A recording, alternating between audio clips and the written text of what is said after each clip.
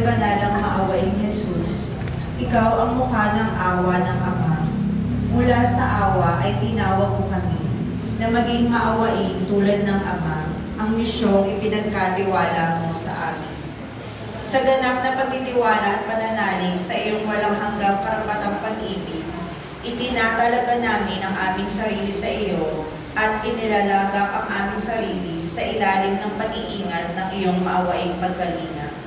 Ipinagkakaisa namin ang aming sarili sa iyong ganap na pag-aalay, kaisa ng Espiritu Santo patungo sa Ama, upang kami ay ganap na mapanibago sa iyong awa.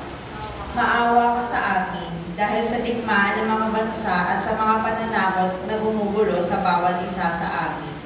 Maawa ka sa amin sa malawakang pagkakasala laban sa katotohanan at sa mga karumal-dumal na kasalanan laban sa katarungan at pagkakapatiran ng sangkatauhan.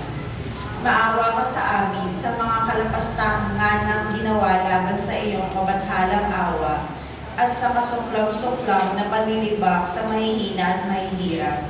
Maawa ka sa amin sa mga pang-aabuso sa dangal ng tao, mga kasalanan laban sa buhay, pag-ibig at pamilya.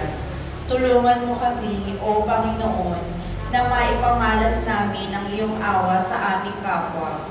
Ingatan mo kami bilang iyo, nang sa oras ng pagsubok ay di kami mawala ng pag-asa, kundi may lubos na pagtitiwala ay magpasakop kami sa iyong banal na kalooban.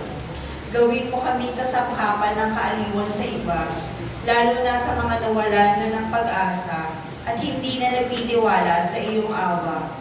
Naway makilala ng lahat ng tao ang iyong hindi masukat na awa, magtiwala sa iyong awa, at luwalhatiin ang iyong awa magpasawalang hanggan.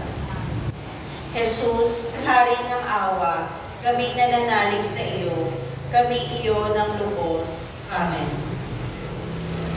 Maupo ang lahat para